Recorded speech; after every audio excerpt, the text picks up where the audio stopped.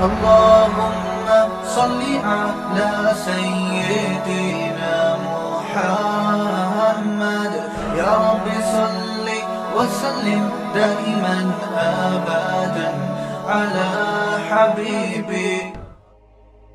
اچھا ایک اصول یہ بھی یاد رکھو, بے ایمان کسے کہتے ہیں؟ ایک تو بیمانٹی کر رہے ہیں نا لڈو کھیلتے ہوئے, وہ ایک الگ چیز ہے, وہ بے ایمانی ہے جس کو ہم نے بچوں میں بیمانٹی بنا دیا تھا.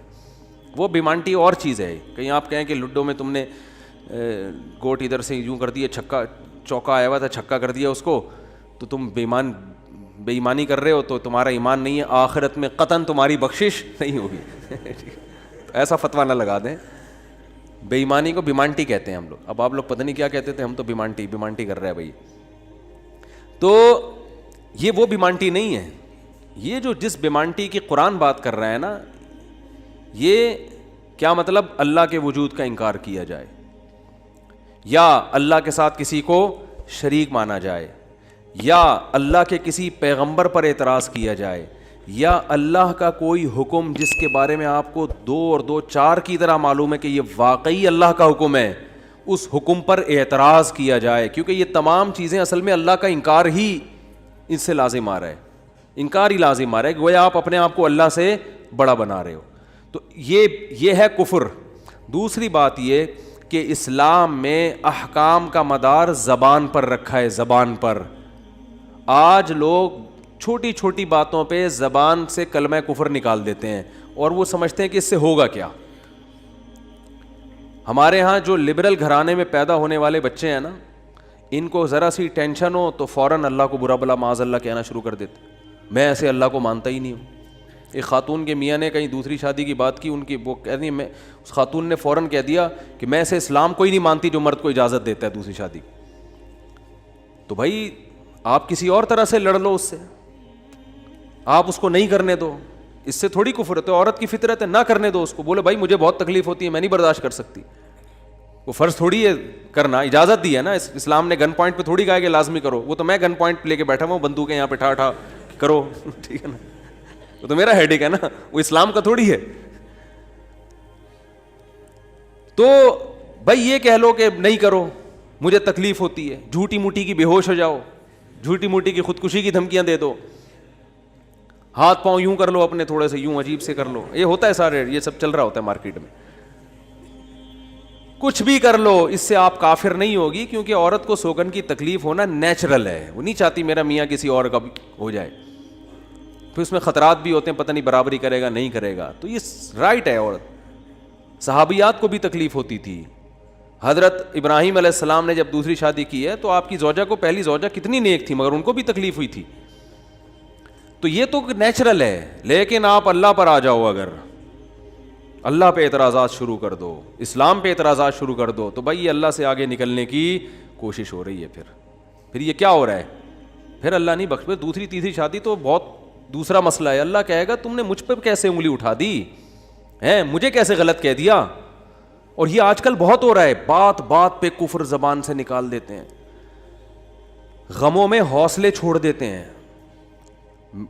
لوگ آ کے ملتے ہیں, یہ میرے ساتھ ٹینشن, یہ میرے ساتھ مسئلہ, یہ میرے ساتھ مسئلہ, پتہ نہیں اللہ کہاں ہے. ایک آدمی کے بچے کا انتقال ہوا, کہہ رہے یار اللہ کو میرا ہی بچہ مارنا تھا. بھائی تم کس کے مقابلے میں آ کے کھڑے ہو رہے ہو؟ خدا سے مقابلہ کر رہے ہو تم. تو یاد رکھو اللہ کی جو صفت ہے نا وہ ہے کبریائی, استغنا.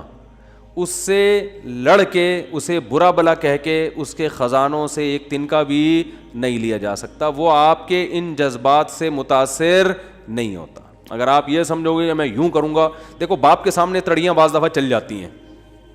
باپ کے سامنے بعض دفعہ تڑیاں, میں ابا کو مانتا ہی نہیں جو مجھے جائیداد سے ہے نا آگ کر دیں اور مجھے گاڑی نہ لے کے دیں. ابا ہو سکتا ہے متاثر ہو کے بولیں بھائی چل یار یہ گاڑی تیرے نام کر دی میں نے, یہ پلاٹ تیرے نام کر دیا, میرا بیٹا تو مجھے ماننے سے انکار کر رہا ہے. لیکن اللہ کا اصول جو قرآن اور سنت سے پتہ چلتا ہے, جو آسمانی کتابوں سے پتہ چلتا ہے, وہ اصول یہ ہے کہ آج تک کسی نے اللہ کے خزانے سے اللہ کو معاذ اللہ برا بلا کہہ کے, اللہ پہ اعتراضات کر کے, اسلام کو برا بلا کہہ کے, اللہ کے پیغمبروں کو برا بلا کہہ کے, اس طرح سے واویلا کر کے, اگر آپ یہ سمجھتے ہو کہ اللہ کو آپ پہ ترس آ جائے گا کہ ہائے بیچارہ بہت ہی مجبور ہے, تو یہ دماغ سے ہمیشہ کے لیے نکال دو, اس سے بڑی سزا میں اللہ آپ کو ڈالے گا, اس سے بڑی سزا, اور وہ جہنم کی آگ. یہ تو کچھ بھی نہیں ہے. تبھی تو خودکشی کرنے والے پر اللہ کو ترس نہیں آتا. خودکشی کرنے والا ایک طرح سے انتقام لے رہا ہے اللہ سے کہ اللہ تو نے مجھے زندگی دی, مجھے اس قابل تو چھوڑا نہیں, تو نے تو میرے ساتھ غلط کیا, مجھے گفٹ چاہیے ہی نہیں نعمت کا. جیسے ہے نا, آپ باپ نے آپ کو گفٹ دیا ہو اور آپ دشمنی میں آ کے باپ کو گفٹ واپس کر دو, مجھے نہیں چاہیے, ایسے پھینک دو آپ. تو ہو سکتا ہے باپ کا یہ اصول ہو, وہ پھر بھی وہ کہے نہیں نہیں میرا بیٹا ایسا نہیں, لیکن اللہ کا اصول نہیں ہے. اللہ کا یہ اصول نہیں. اللہ کہے گا بھائی تو کیا سمجھتا ہے, میں تجھے اور آگ میں ڈالوں گا. تو دنیا کی ٹینشنوں سے تو چاہتا تھا یہ ناکام عشق ہو گیا, عشق ناکام ہو گیا, اور یہ ہو گیا تیرے ساتھ, اور یہ ہو گیا, اور تو جاب لیس ہو گیا, اور گھر سے مہنگائی اور غربت کے تانے پڑ رہے ہیں تیرے کو, اور بے روزگاری کے تانے مل رہے ہیں, اور معاشرے میں تیری عزت نہیں ہو رہی, اور اب آ کے تو کیا کر رہا ہے, خودکشی کر رہا ہے. تو یہ سمجھ لے گا کہ میں تیرے پہ ترس کھا کے تجھے چھوڑ دوں گا. ایسا نہیں ہے. نبی صلی اللہ علیہ وسلم نے فرمایا جس نے خودکشی کی, جس طرح سے اپنے آپ کو ہلاک کیا ہے نا, تو قیامت تک برزخ کی زندگی میں اسی طرح سے اپنے آپ کو ہلاک کر کے مارتا رہے گا. اللہ کہے گا یہ زہر پی کے مرا تھا نا, زندگی دے گا اللہ برزخ میں, اور کہے گا یہ زہر کی بوتل پی دوبارہ, اور اسی طرح تیری آنتیں کٹیں گی. جس طرح اپنے آپ کو مارا ہوگا برزخ میں, قیامت تک اسی طرح اپنے آپ کو مارتا رہے گا وہ. یہ بہت بڑی غلط فہمی ہے کہ ہم واویلا کر کے اللہ کو اپنی طرف متوجہ کر سکتے ہیں, ہم زبردستی کر کے اللہ کو اپنی طرف مائل کر سکتے ہیں. ایسا بالکل بھی نہیں ہے. بعض لوگ غموں سے پریشان ہو کے گناہ کرنا شروع کر دیتے ہیں, سمجھتے ہیں کہ یار میرا تو حق بنتا ہے, میں تو سٹا لگاؤں گا, میں تو ٹینشن میں آیا ہوا ہوں, میں تو شراب پیوں گا, میرے ساتھ یہ ہو رہا ہے تو میرا تو بھائی آپ پیو گے تو یہ نہ سمجھو کہ اللہ آپ سے خوش ہو جائے گا کہ جی آپ کو ایک غم آیا تھا, اس غم میں آپ نے چونکہ شراب شروع کی ہے ٹینشن ختم کرنے کے لیے, تو اب اللہ کو ترس آئے گا, نہیں اس پہ شراب کیا ہو گئی ہے, معاف ہو گئی ہے, یہ بیچارہ اس کا کیا بنتا تھا, رائٹ بنتا تھا, اس کو تکلیفیں اتنی دی ہیں. ایسا نہیں ہوگا بھائی. اس خوش فہمی میں مبتلا مت ہونا. یہ اصول ہے, اللہ کا قانون ہے, یہ قرآن سے پتہ چلتا ہے, حدیث سے پتہ چلتا ہے. اللہ کو جھکنے والا بندہ پسند ہے. جو اللہ بنانا چاہتے ہیں نا اپنی مخلوق کو, وہ کیا بنانا چاہتے ہیں, میں تمہارے ساتھ اچھا سلوک کروں برا سلوک کروں, تم بندے ہو, بندے بن کے رہو, ٹھیک ہے نا, کیا رہو, تم نے بس دعا ہی مانگنی ہے, اللہ یہ سب میرے ساتھ جو ہو رہا ہے یہ ٹھیک کر دے, میں ٹھیک کروں نہ کروں, تم نے ساری عمر کیا کرنا ہے, بس یہی مانگنا ہے کہ اللہ ٹھیک کر دے, اللہ محتاج ہیں, اللہ یہ بھی ٹھیک ہو جائے, اللہ یہ بھی ٹھیک ہو جائے, اللہ بے روزگار ہوں روزگار دلا دے, میری مرضی روزگار دوں یا نہیں دوں, نہیں بھی دوں تم نے یہی کہنا ہے اللہ دلا دے. ساری زندگی اسی دعا میں گزارنی ہے تم نے, چاہے میں تمہاری دعا قبول کروں چاہے تمہاری دعا قبول نہ کروں, کیونکہ تم بندے ہو, میں خدا ہوں, خدا تم تھوڑی ہو, تمہاری تھوڑی چلے گی زمین پہ. بہت سے لوگ یہ فالٹ ہے, دعائیں نہیں قبول ہو رہی, تبھی تو وظیفوں کی طرف جاتے ہیں. اولاد نہیں ہو رہی, کوئی وظیفہ بتا دے, او بھائی دعا مانگ لے, اولاد کہہ رہے دعا تو مانگ کے دیکھ لیا ہے, وہ تو ہو ہی نہیں رہی, تو کوئی ٹیکنیکل طریقہ ہو اولاد کا, سے کیسے ہو جائے گی بھائی, ٹیکنیکل طریقے تو نہیں ہے. یونس علیہ السلام جب مچھلی کے پیٹ میں تھے, کتنا بڑا غم لگا نا آپ کو. یونس علیہ السلام مچھلی کے پیٹ میں, تو اللہ سے آپ نے دعا مانگی, وظیفہ نہیں پڑھا ہے. وظیفے پڑھنا بھی جائز ہے اگر کوئی قرآن و آیتیں ہیں تو کوئی گناہ نہیں ہے, لیکن جو اصل جو اسلام کی روح ہے وہ کیا ہے, دعا. تو یونس علیہ السلام نے مچھلی کے پیٹ میں دعا مانگی, لا الہ الا انت سبحانک. دیکھو حضرت یونس علیہ السلام, ہمارا جو مزاج ہے نا وہ کیا ہے, یونس علیہ السلام کئی سال اپنی قوم کو تبلیغ کرتے رہے ہیں, قوم باز بولو نہیں آئی. حضرت یونس کو یقین ہو گیا اس قوم پہ عذاب آنے والا ہے, تو آپ نے اللہ سے نہیں پوچھا, اس لیے کہ آپ کا خیال تھا بھئی یہ عذاب تو آئے گا, تو میں اللہ کے خوف سے اب بستی کو پہلے چھوڑ دیتا ہوں. میں آپ سے یہ اجتہادی خطا ہوئی, یہ اجتہادی خطا ہوئی کہ بھئی اللہ کی پرمیشن کے بغیر آپ نے قوم کو کیوں چھوڑا. حالانکہ اس اجتہادی غلطی کے پیچھے جو اس کی بیس تھی وہ بیس بہت اچھی تھی, وہ اللہ کا خوف اور اللہ کی خشیت. اللہ کے عذاب سے بھاگنا یہ تو حکم ہے نا, فنٹر بننے کی تھوڑی اجازت ہے کہ جہاں عذاب آ رہا ہے تو کھڑے رہو وہاں دیکھو, ایسا تھوڑی ہے. قوم لوط پر جب عذاب آیا تو جو اہل ایمان تھے ان کو حکم تھا پیچھے مڑ کے بھی نہیں دیکھنا ہے, اس عذاب کو دیکھنے کی بھی اجازت نہیں, ڈرو اس سے, بھاگو. جب قوم عاد قوم سمود کی بستیوں سے نبی گزرتے تھے تو چہرے پہ کپڑا ڈال کے جلدی اپنی رفتار بڑھاتے تھے, بھئی یہ اس عذاب کو اپنی آنکھوں سے بھی نہ دیکھو, خوف پیدا ہوتا ہے اس سے. تو اتنا زیادہ آپ صلی اللہ علیہ وسلم خوف زدہ ہوتے تھے. تو اللہ کے عذاب سے تو دور بھاگنے کا حکم ہے. تو اب یہاں کیا ہے کہ کیا بات چل رہی تھی یار, حضرت یونس علیہ الصلوۃ والسلام اللہ کے عذاب کے ڈر سے اپنی قوم کو چھوڑ کر نکل گئے. یہ بیس بالکل ٹھیک ہے بھائی, جب اللہ کا وعدہ بھی یہی ہے کہ جو قوم ایمان نہیں لے کر آئے گی تو میں اس کو تباہ کر دوں گا. تو حضرت یونس علیہ السلام کو خیال ہوا کہ بھائی یہاں سے نکل جاؤ. جب بیٹھے ہیں کشتی میں, کشتی ڈوبنے لگی تو ملا نے کہا بھائی وزن کشتی میں زیادہ ہے, ایک آدمی کو نیچے اترنا پڑے گا ورنہ سب ڈوب جائیں گے. کون اترے گا بھائی؟ قرآن اندازی ہونی چاہیے. قرآن اندازی میں نام کس کا آیا؟ یونس علیہ السلام. تو بتاؤ ہم ہوتے, ہم کہتے ساری زندگی تبلیغ کرتا رہا, اب جب عذاب آنے والا ہے تو اللہ کے خوف سے ہی نکلا میں, اس کا صلہ یہ مل رہا ہے کہ ڈوبنے والا کون ہے؟ بولو, میں ہی ہوں.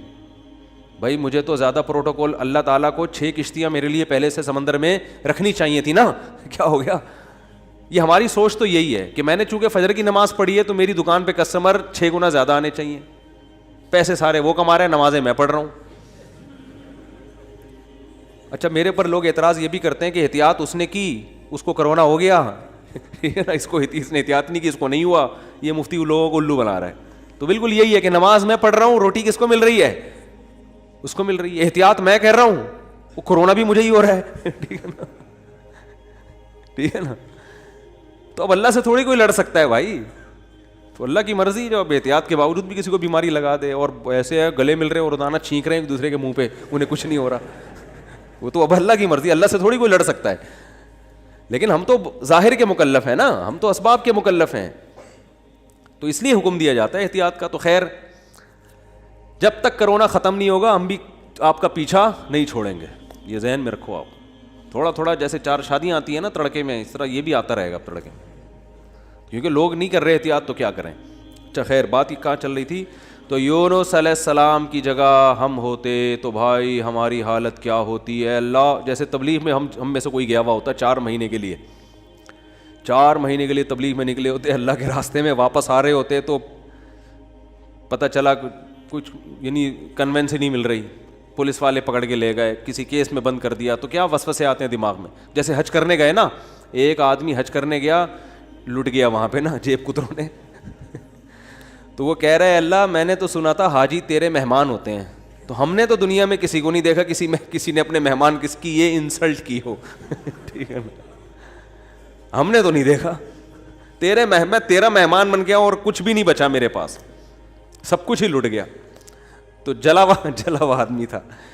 تو یونس علیہ السلام کی جگہ کوئی اور ہوتا, ہم جیسے نالائق ہوتے, تو ہم کہتے ہیں اللہ ساری زندگی قوم کی مخالفت لے کے تبلیغ کرتا رہا, اپنا تن من دھن لگا دیا, نہ کاروبار کی طرف توجہ, نہ کوئی پیسے کمانے, جو روکھی سوکھی ملی کھا لیا. پیغمبروں کا تو کوئی اجرت بھی نہیں ہوتی, وہ تو بالکل ہی اللہ توکل پہ چل رہے ہوتے ہیں. اے اللہ غربت میں وقت گزارا, کبھی کھانے کو ملا نہیں ملا, بس تیرے دین کو فوکس کیا. اب جب عذاب آنے والا ہے تیرا اس قوم پہ, تو تیرے خوف سے نکلا میں, جو تیرا ہی حکم ہے کہ مجھ سے ڈرو, میرے عذاب سے ڈرو. اب کم از کم کوئی 2-4 کشتیاں یا ہوائی بحری جہاز کوئی کھڑا ہوا ہوتا میرے استقبال میں, اور اگر نہیں تھا میں نے اپنے خرچے سے پہ کشتی لی ہے میں نے, ٹھیک ہے نا. ذمہ داری کس کی بنتی تھی اللہ؟ ذمہ داری تیری بنتی تھی کہ کشتی کا انتظام تیری طرف سے ہو.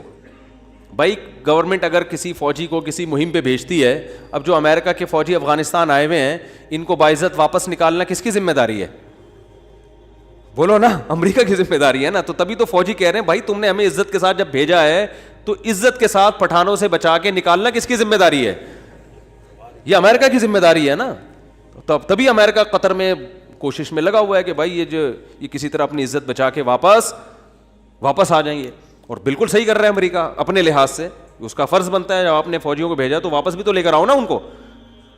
تو بالکل میرے بھائی یہ بات ذہن میں آ سکتی تھی یونس علیہ السلام کے کہ اللہ یہ سب میں نے تیرے لیے کیا ہے, اب تیرا عذاب آ رہا ہے تو مجھے تو یہاں سے فرار ہونا ہے بستی سے, تو کشتی کا انتظام کرنا میرے ذمے نہیں ہے بلکہ کس کے ذمے ہے؟ تیرے ذمے ہے. چلو میں نے اپنے خرچے پہ کر لی.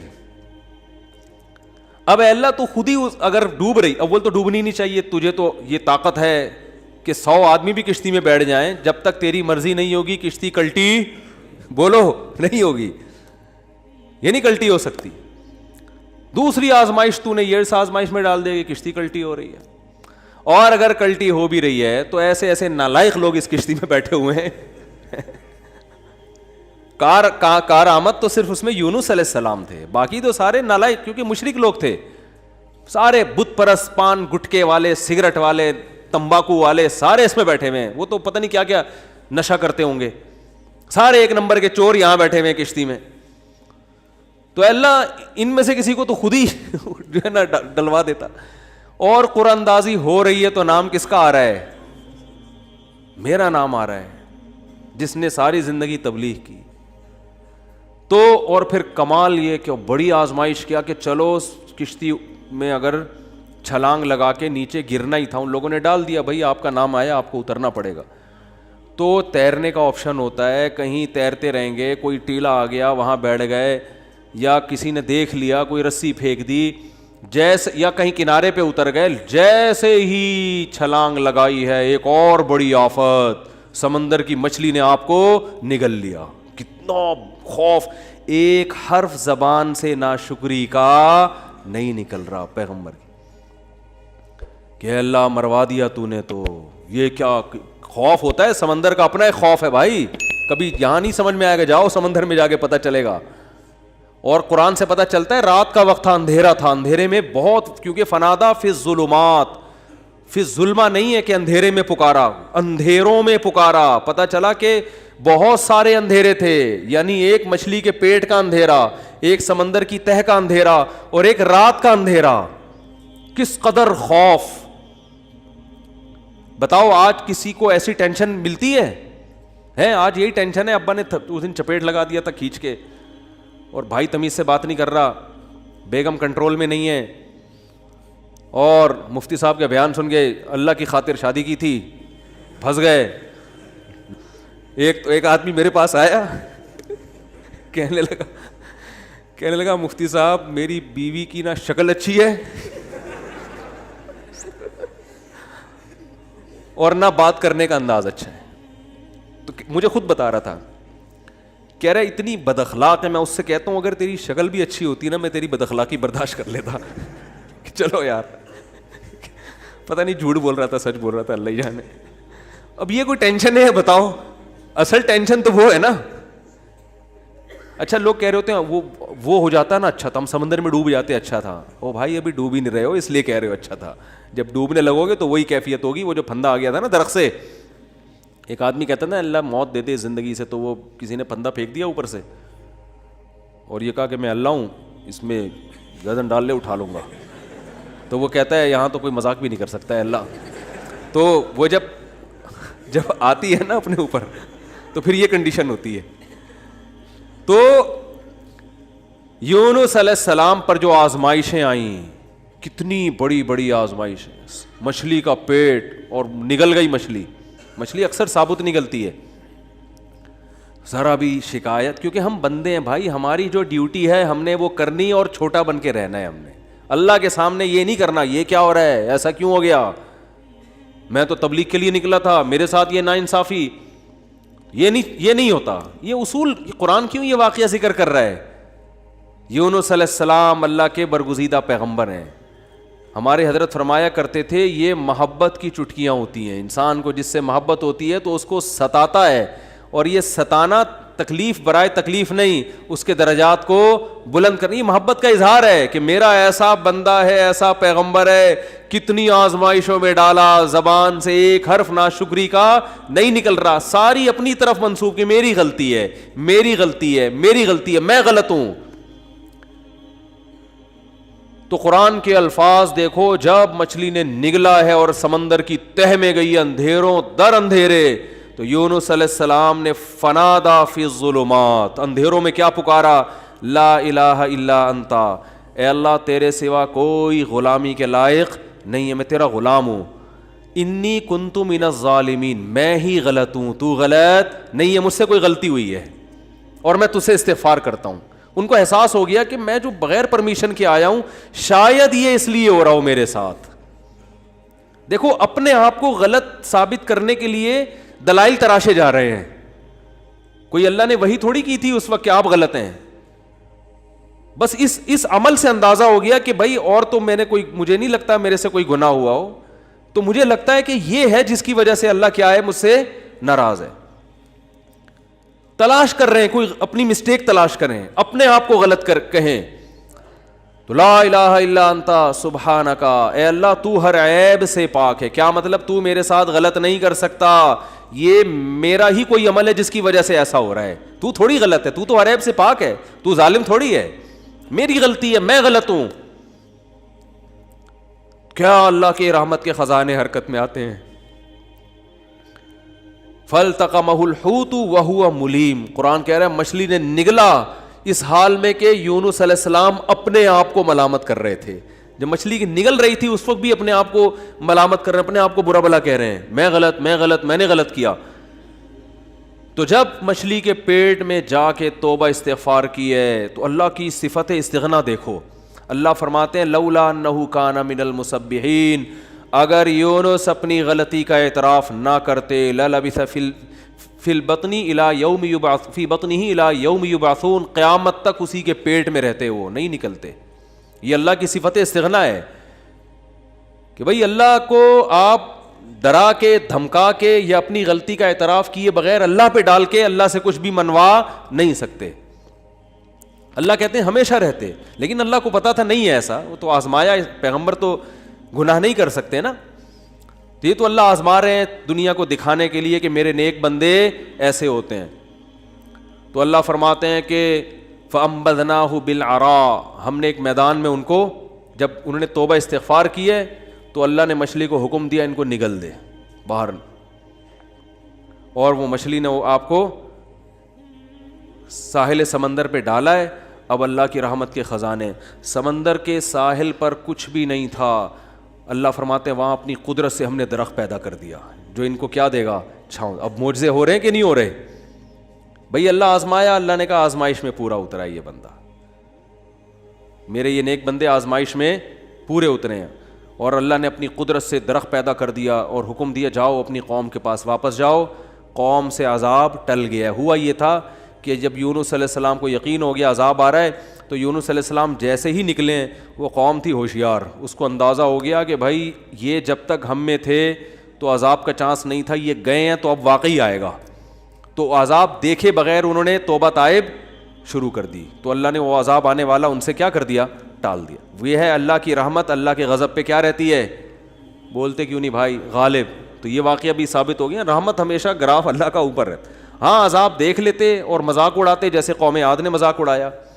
فلما رأوه عارضا مستقبل اودیتہم، جب انہوں نے بادلوں کو اپنی طرف آتے ہوئے دیکھا، پیغمبر بتا رہے ہیں کہ یہ عذاب ہے، تو کہہ رہے ہیں ھذا عارض ممطرنا، کوئی عذاب نہیں ہے بھائی، بادل تو آتے ہیں برستے بھی ہیں، کوئی نارمل. وہ تو آخری دم تک ڈٹے ہوئے تھے. اب کیونکہ اللہ کی صفت غضب بھی ہے، رحمت غالب تو رہتی ہے، لیکن ایسا نہیں ہے کہ غضب ختم ہی ہو گیا ہے. پھر اللہ نے عذاب بھیجا اس قوم پہ. 7 دن 8 راتیں تیز ہوائیں چلی ہیں، 8 دن 7 راتیں، اور ایسا اٹھا کے اس قوم کو پٹخا ہے کہ اللہ فرماتے ہیں کأنہم اعجاز نخل خاویہ. 1 ہفتے کے بعد ایسا لگ رہا تھا کھجور کے تنے ہیں جو اوندھے پڑے ہوئے ہیں، بڑے بڑے قداور لوگ تھے وہ. اللہ نے تو اس لیے میرے بھائی جب کوئی غم آئے، پریشانی آئے تو واویلا نہ مچایا کرو، رونے دھونے کی اجازت ہے. یہ بے صبری نہیں ہے، جب انسان کو غم ہوتا ہے روتا بھی ہے، ہائے ہوئے بھی کرتا ہے، لیکن اللہ کو برا بھلا کہنا شروع کر دینا، میرے ساتھ اللہ یہ کر رہا، میرے ساتھ اللہ میں ہی ملا ہوں اللہ کو. آپ کا کام ہے غلامی، مانگتے رہنا ہے، مانگتے رہنا ہے، مانگتے رہنا ہے. اکثر ایک واقعہ علماء بتاتے ہیں، کتابوں میں لکھا ہوا ہے کہ ایک بزرگ حج کرنے جاتے تھے، حج کرنے کے بعد ندا آتی تھی قبول نہیں ہوا. کیا ندا آتی تھی؟ قبول نہیں ہوا. تو وہ دوبارہ چلے جاتے اگلے سال.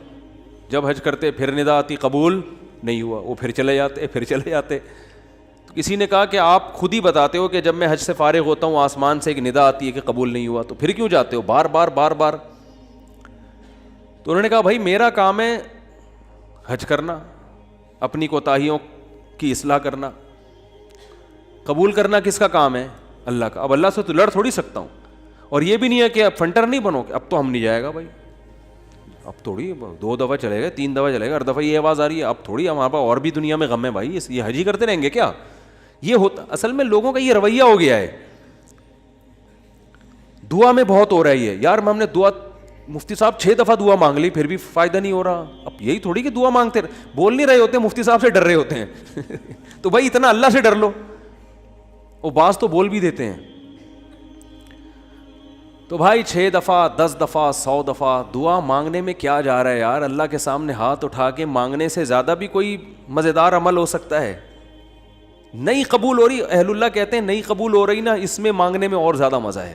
ٹھیک ہے نا، اس میں مانگنے میں یہ اللہ ایمان کا امتحان لے رہا ہے. تو ہم غیب پر ایمان کے دعوے دار ہیں، اللہ تو نہ قبول کر، ہم تو مانگتے رہیں گے. ہمیں مزہ اسی میں آتا ہے.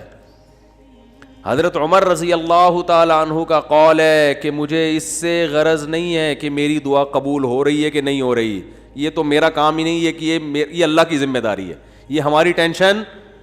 یہ تو میں حضرت عمر کے الفاظ اپنی زبان میں بتا رہا ہوں، یہ ہماری ٹینشن ہے ہی نہیں، یہ تو اللہ کا کام ہے نا، قبول کرنا تو اس کا کام ہے. فرمایا مجھے اس کی فکر ہوتی ہے کہ دعا مانگنے کی توفیق مل رہی ہے کہ نہیں مل رہی. ایسا نہ ہو مایوسی اتنی پیدا ہو جائے کہ دعا مانگنے ہی کی توفیق چھن جائے. یہ ڈینجرس ہے، یہ خطرناک ہے کہ اللہ نے آپ کو اپنے در سے محروم کر دیا، ہاتھ اٹھانے کی توفیق سلب کر لی. اور آج لوگوں میں یہ نظر آتا ہے دعا مانگنے کی توفیق نہیں مل رہی کیونکہ ان کی پوری نظر اسباب پہ ہوتی ہے، اللہ پہ نظر ختم. یہ بہت خطرناک ہے. دیکھو اسباب پہ نظر رکھو گے، ہو سکتا ہے اسباب اختیار کر کے کام تو ہو جائے، لیکن اللہ کی جب عدالت میں کیس لے کے جاؤ گے، فائل داخل کرو گے، وہاں سے جو کام جب منظور ہوگا نا، اس کام کی نوعیت میں اور آپ کے کام کی نوعیت میں زمین اور آسمان کا فرق ہوگا. جب اللہ کے سامنے کیس لے گئے، کام خراب بھی ہوگا تو بنے گا، اور جب اسباب پہ نظر رکھو گے بنے گا بھی تو ہو سکتا ہے اس میں خیر نہ ہو، یہ کوئی الٹا کام ہو رہا ہو. جس کام سے آپ نے اللہ کو نکال دیا اب اس میں خیر کی توقع نہ رکھیں. آپ بیمار ہوئے، صرف دواؤں پر اکتفا کیا ہوا ہے آپ نے، اللہ سے دعائیں نہیں مانگتے اور ضرورت بھی محسوس نہیں کرتے کہ چھوڑو یار، جب میں آگمنٹن کھا رہا ہوں، جب میں یہ سیرپ پی رہا ہوں تو گورے بھی تو ٹھیک ہوتے ہیں نا بغیر دعا کے. کیا خیال ہے بھائی؟ جب وہ ٹھیک ہوتے ہیں تو مجھے دعا مانگنے کی کیا ضرورت ہے؟ تو عین ممکن ہے آپ ٹھیک ہو جاؤ، دوا اثر کرتی ہے، اللہ نے دنیا کو اسباب سے جوڑ دیا، لیکن یہ ٹھیک ہونا بھی آپ کے لیے نقصان کا ذریعہ بن سکتا ہے. اور آپ دعا مانگو دوا کے ساتھ، ہو سکتا ہے آپ ٹھیک نہ ہو، لیکن پھر ٹھیک نہ ہو کے بھی اس میں اللہ کیا ڈال دے گا؟ بولو نا، خیر ڈالے گا. اللہ اس میں خیر ڈالے گا. جیسے یونس علیہ السلام کو مچھلی کے پیٹ میں اللہ نے داخل کیا ہے ان کے درجے کو اور بلند کرنے کے لیے. اگر یونس علیہ السلام کے ساتھ یہ مچھلی والا واقعہ نہ ہوتا تو شاید یونس علیہ السلام کا ذکر قرآن مجید میں نہ ہوتا. کیونکہ پیغمبر تو لاکھوں آئے ہیں نا، سب کا تذکرہ تھوڑی ہے.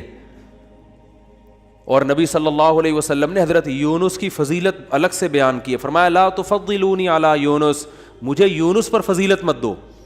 حالانکہ دیکھو یہ تو اجماعی عقیدہ ہے کہ ہمارے نبی تمام پیغمبروں سے افضل ہیں، لیکن کیا مطلب نام لے کے میرے مقابلے میں یونس کو نہ لے کر آؤ کہ میں ان سے زیادہ افضل ہوں. کیوں؟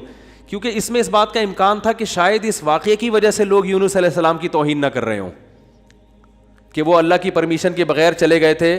تو کہیں اس واقعے کو بنیاد بنا کے لوگ ایسا نہ ہو کہ کہیں کہ ہمارے نبی تو افضل ہے، یونس علیہ السلام افضل نہیں ہے، کیونکہ ہمارے نبی تو بغیر پرمیشن کے کوئی کام نہیں کیا اور یونس علیہ السلام تو اللہ کی پرمیشن کے بغیر چلے گئے تھے.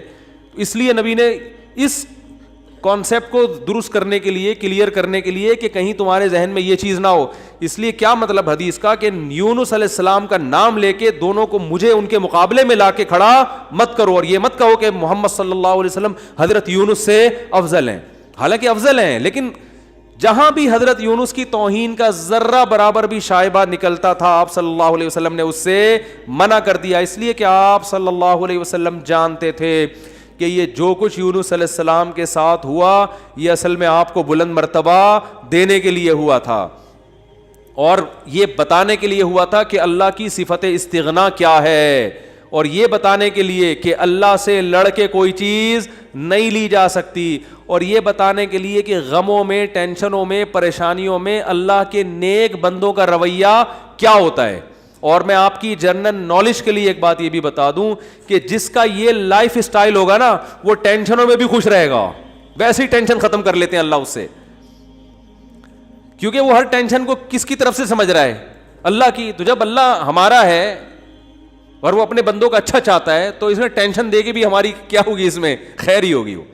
اس نے یعقوب علیہ السلام سے جو بیٹا چھینا تو یعقوب علیہ السلام کو نوازنے کے لیے چھینا، یوسف علیہ السلام کو جو بچپن میں باپ سے الگ کر دیا مصر کا بادشاہ بنانے کے لیے کیا اس نے، نہ چھنتے نہ بادشاہ بنتے۔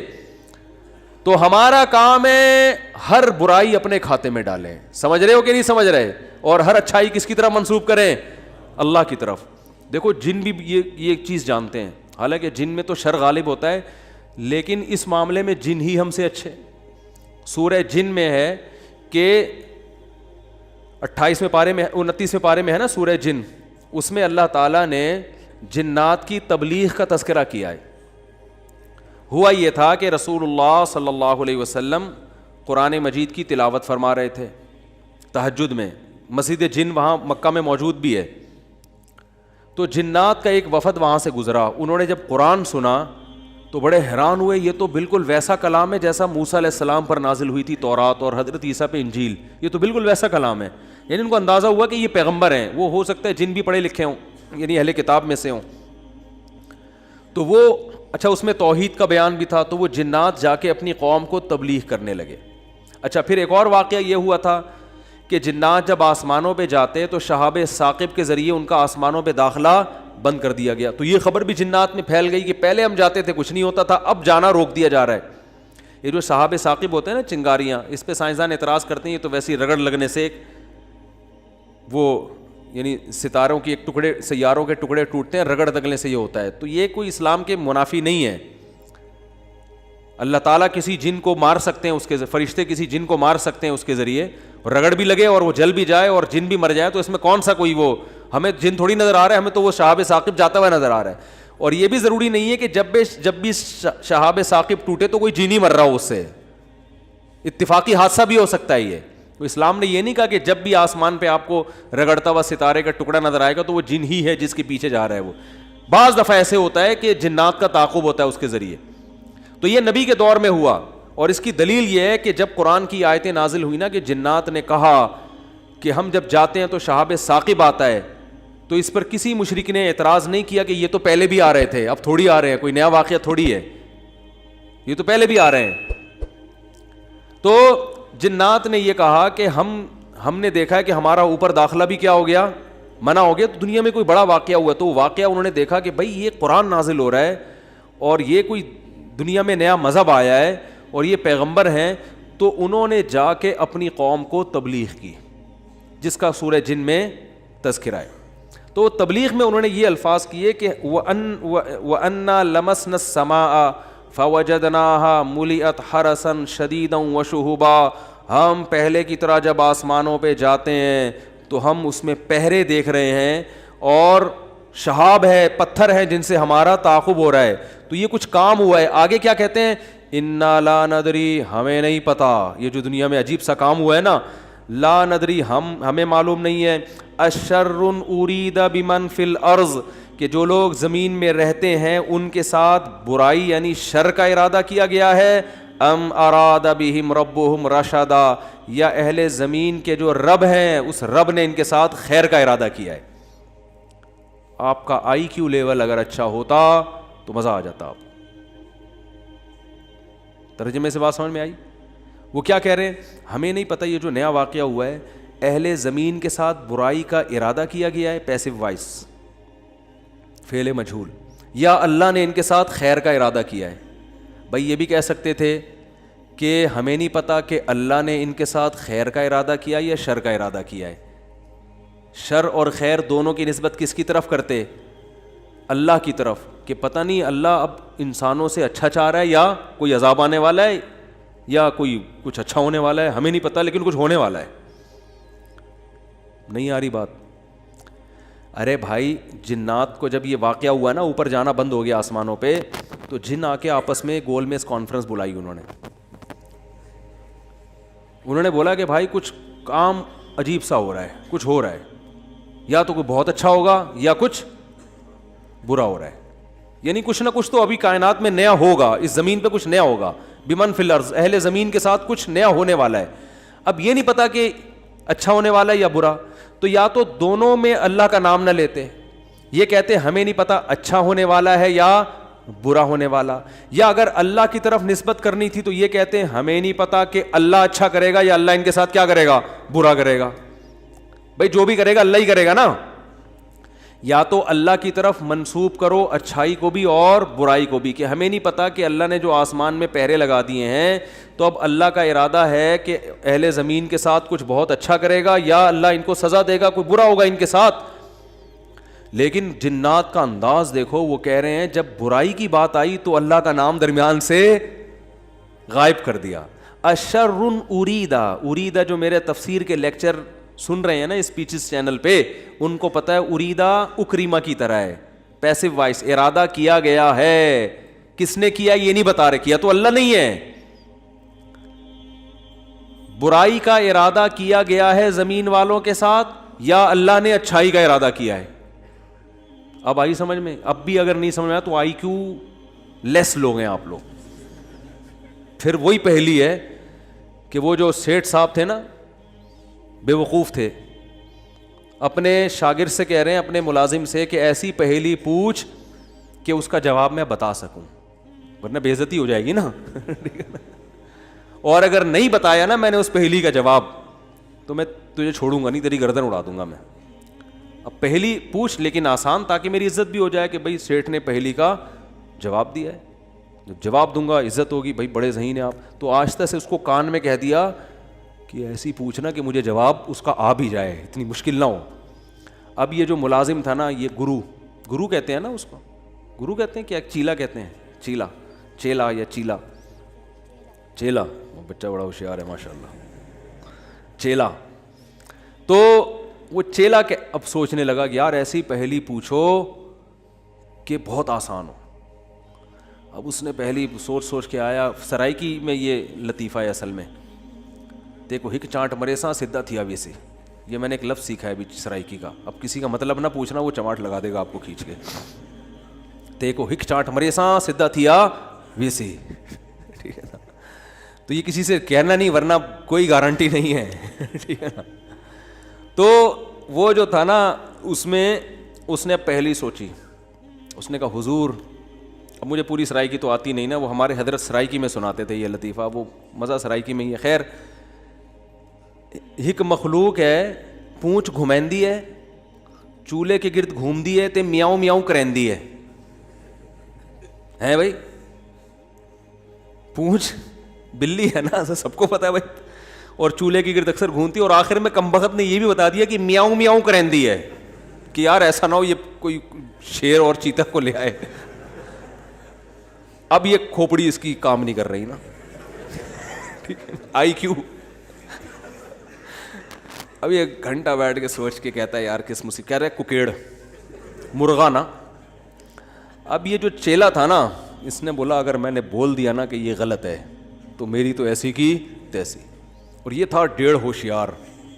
یہ اگر یہ کہہ دیتا کہ جی یہ جو ہے کیا نام ہے صحیح جواب دیا, تو اس کو یہ شبہ تھا کہ جو میرا گرو ہے وہ کہے گا کہ یہ شاید 2 نمبری کر رہا ہے. تو اس نے بڑی چالاکی سے کام کیا, اس نے بولا حضور لگتا ہے کسی نے دسیا ہے, یعنی اتنی مشکل پہلی میں نے پوچھی تھی اور آپ نے بالکل درست جواب دیا, یہ کسی نے یقیناً آپ کو بتایا ہے.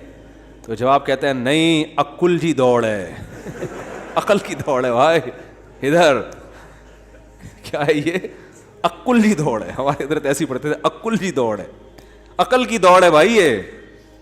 تو میں نے اتنی ڈیٹیل میں آپ کو بتایا, اب بھی سمجھ میں نہیں آ رہا کہ جنات کیا کہہ رہے ہیں انا لا ندری, ہمیں نہیں پتا, اشر ارید بمن فی الارض, کے زمین والوں کے ساتھ شر کا ارادہ کیا گیا ہے, ام اراد بہم ربہم رشدا, یا رب نے خیر کا ارادہ کر لیا ہے. تو کتنی تمیز ہے جنات میں, ہے وہی.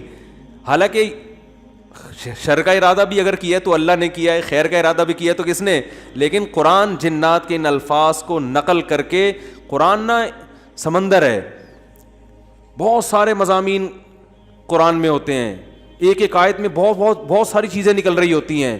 تو یہاں یہ جہاں یہ بات ثابت ہو رہی ہے, تبھی تو فقہاء نے بیان کیا نا کہ قرآن اور حدیث سے استدلال 4 طریقوں سے ہوتا ہے, عبارت النص, اشارت النص, اقتضاء النص اور دلالت النص. 4 طریقے ہیں جہاں سے فقہاء قرآن و سنت سے مسائل نکالتے ہیں, جو اصول فقہ میں پڑھائے جاتے ہیں. جو آج کل جو نئے محقق آ رہے ہیں نا مارکیٹ میں, انہوں نے ان میں سے کوئی اصول بھی نہیں پڑھا ہوتا. تو اس سے ہی بھی پتہ چل رہا ہے قرآن تمیز بھی سکھا رہا ہے ہمیں کہ جنات سے تمیز سیکھ لو, ہمیشہ شر کی نسبت اپنی طرف کرو. صحیح ہے نا, میری وجہ سے ایسا ہوا, یہ ساری خرابی کس کی وجہ سے ہوئی ہے, میری وجہ سے ہوئی ہے. بھائی میری کوئی کوتاہی ہے جس کی وجہ سے شکست ہوئی ہے. جیسے غزوہ احد میں شکست ہوئی تو صحابہ نے تو اپنے آپ کو جھونک دیا تھا, شکست ہو گئی تو قرآن نے کیا کہا, تمہاری وجہ سے ہوئی ہے. ٹھیک ہے نا, تم نے پیغمبر کی اس معاملے میں اطاعت نہیں کی. صحابہ نے یہ نہیں کہا واہ ہم مدینہ چھوڑ کر آ گئے پیغمبر کے لیے, ہے بھائی اتنے ساری ہم نے قربانیاں دے دیں اور اسباب کی دنیا میں کامیابی کی امید نہیں تھی, پھر بھی ہم نے اپنے آپ کو میدان جنگ میں لے جا کے جھونک دیا. اب ایک گھاٹی پہ اگر 50 آدمیوں کے میں سے چند لوگوں نے اگر امیر کی اطاعت نہیں کی تو اس کی ہم سب کو اتنی بڑی سزا مل رہی ہے. دوسرے کوتاہی تو انہوں نے کی ہے اور قرآن کہہ رہے کہ تم نے کی ہے, سب کی طرف نسبت کیوں کی جا رہی ہے؟ صحابہ نے ایسا کوئی لفظ زبان سے نہیں نکالا, کچھ بھی نہیں نکالا صحابہ نے. اے اللہ ہماری غلطی ہے, ہم استغفار کرتے ہیں, آئندہ یہ کوتاہی نہیں ہوگی. تو کیسا کامیابی کے اصول ہیں یہ. تو بھائی دیکھو دنیا میں آپ کو اللہ کی مان کے چلنا ہے, آخرت میں پھر اللہ آپ کی مان کے چلے گا. سمجھ رہے ہو نا, پھر آخرت میں اللہ کہے گا کہ وَلَكُمْ فِيهَا مَا تَشْتَهِي أَنفُسُكُمْ, تمہیں زبان سے نہیں بولنا پڑے گا, جو دل میں تمہارے خیال آئے گا نا, خواہش پیدا ہوگی, اس دل کی خواہشات کو اللہ وہاں پورا کرے گا.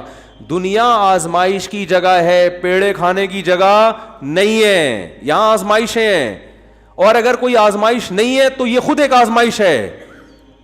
آپ کہہ سکتے ہیں فلاں تو بڑی ہنسی خوشی زندگی گزار رہا ہے, وہ تو کوئی آزمائش ہی نہیں ہے. او بھائی یہ ہنسی خوشی زندگی خود ایک آزمائش ہے کہ یہ اللہ کا شکر ادا کر رہا ہے کہ نہیں کر رہا. اسے نہ کوئی بیماری ہے, اس کا گھر بھی ہے, اس کے بیوی بچے بھی ہیں, اس کو سکون بھی ہے, گھر میں آتا ہے بیگم تمیز سے بات کرتی ہے, اور جناب گھر سے باہر نکلتا ہے تو بیگم پوچھتی نہیں ہے واپسی پہ کہ انڈے کیوں نہیں لے کر آئے, کوئی کسی قسم کی ٹینشن نہیں ہے. یہی ہو رہا ہے نا آج کل. اور جناب ابا بھی ٹھیک ہیں, اماں بھی ٹھیک ہیں, ملک کی حالات بھی ٹھیک ہیں, بے روزگاری بھی نہیں ہے, بلب کے والدین کو گالیاں دینے کی بھی ضرورت نہیں ہے, لائٹ بھی نہیں جا رہی ہے, پنکھا بھی چل رہا ہے, بٹن دباؤ پنکھا چلتا ہے. جیسے آسٹریلیا میں تو یہی ہوتا ہے, بٹن دباتے تھے پنکھا چل جاتا تھا. وہاں پہ میں حیران ہوتا تھا یار, ہم تو دیکھتے ہیں ٹرائی کر کے چلا کہ نہیں چلا. ایسا ہی ہوتا ہے نا, چل گیا اے اللہ تیرا شکر ہے, نہیں چلا کوئی بات نہیں, لائٹ آنے والی ہے تھوڑی دیر میں آ جائے گی. جنریٹر چلاؤ, کھینچو پھر اس کو جا کے, کتنے تو چپک کے مر گئے جنریٹر سے بیچارے اس چکر میں. تو کوئی ٹینشن اگر نہیں ہے تو بھی بڑی ٹینشن ہے بھائی. کہیں اللہ ایسا تو نہیں ہے کہ کوئی بہت بڑی پکڑ آنے والی ہے, اللہ کی بہت بڑی پکڑ نہ آنے والی ہو, اس لیے ڈرنا ہے. تبھی کہتے ہیں نا الایمان بین الخوف والرجاء, خوف اور امید کے درمیان ہے ایمان. اللہ کی نعمتوں پہ خوش بھی ہونا ہے لیکن خوف کے ساتھ, اترانا نہیں ہے, خوف کے ساتھ. یار اللہ نے مجھے گاڑی بھی دے دی, گھر بھی دے دیا, بیوی بچے بھی دے دیے, روزگار بھی اچھا ہے, صحت بھی اچھی ہے, سب کچھ ہی مجھے مل گیا. تو کہیں یہ استدراج نہ ہو, اللہ کی طرف سے ڈھیل نہ ہو, کیونکہ فرعون کو بھی سب کچھ مل گیا تھا. صحابہ میں تو ایسا بھی ہوتا تھا جب ان کے سامنے اچھے مرغن کھانے آتے رونا شروع کر دیتے. کہیں ایسا تو نہیں ہے کہ ہم نے نبی کا جو ساتھ دیا تو اللہ تعالیٰ نے ہمیں ہمارے اعمال کا بدلہ کہیں دنیا میں ہی تو نہیں دے دیا, ایسا تو نہیں آخرت میں نہیں ملے گا, اس سے ڈر جاتے تھے وہ. اور آج ہماری حالت دیکھو, خوشی ملتی ہے تو اترانے لگتے ہیں, دوسروں کو نیچا دکھانے لگتے ہیں, اور ایسے سمجھتے ہیں ہم سے بڑا فنٹر دنیا میں کوئی ہے ہی نہیں, اور اعمال سے پیچھے ہٹ جاتے ہیں. خوشی ملی ہے نا تو اعمال سے کیا ہو جاتے ہیں پیچھے, اور غم ہوتا ہے تو واویلا کرنا شروع کر دیتے ہیں. جیسے قرآن نے کہا ان الانسان خلق ہلوعا اذا مسہ الشر جزوعا واذا مسہ الخیر منوعا, کہ انسان کو جب شر پہنچتا ہے جزوعا جزا فضا شروع کر دیتا ہے, واویلا, ہائے میرے رب نے یہ کر دیا, ہائے میرے اللہ نے یہ کر دیا میرے ساتھ, میں ہی ملا تھا اب ٹینشن دینے کے لیے. اور جب خوشیاں ملتی ہیں منوعا, اللہ فرماتے ہیں کنجوس بن جاتا ہے, میرا مال میں خرچ نہیں کروں گا, میں غریبوں کا خیال نہیں کروں گا, میرا پیسہ ہے, میری محنت ہے. تو کہیں الا المصلین فرمایا کچھ لوگ ہیں جو معتدل ہوتے ہیں کہ جب غم پہنچتا ہے تو صبر کرتے ہیں, خوشی پہنچتی ہے تو اللہ کی اطاعت میں اور زیادہ بڑھ جاتے ہیں. اور وہ کون لوگ ہیں؟ الا المصلین الذین هم علی صلاتهم دائمون, وہ نمازی جو اپنی نمازوں کی حفاظت کرتے ہیں. اور والذین هم من عذاب ربهم مشفقون, آخرت کا سوچ سوچ کے ڈرتے رہتے ہیں. لفروجہم حافظون, اپنی شرمگاہوں کی حفاظت کرتے ہیں. الا علی ازواجہم او ما ملکت ایمانہم, سوائے اپنی بیویوں کے کسی اور کے پاس نہیں جاتے. لاماناتہم وعہدہم راعون, اپنے ایگریمنٹ کے پابند ہوتے ہیں, کسی کو زبان دے کے پیچھے نہیں ہٹتے معاہدوں کے. تو اللہ نے جو خوف دن کے دل میں نا ان کی یہ صفات بیان کی ہیں, فرمایا یہ نارمل لوگ ہوتے ہیں. یہ کیا ہوتے ہیں؟ نارمل. آج کسی نے مفتی طارق مسعود صاحب کے بیانات سننے کے لیے youtube.com/مفتی طارق مسعود کو سبسکرائب کریں, اور اگر آپ لائیو ویڈیو کو کبھی بھی مس نہیں کرنا چاہتے ہیں تو سبسکرائب کرنے کے بعد بیل آئیکن پہ کلک کرنا مت بھولیں. جزاک اللہ.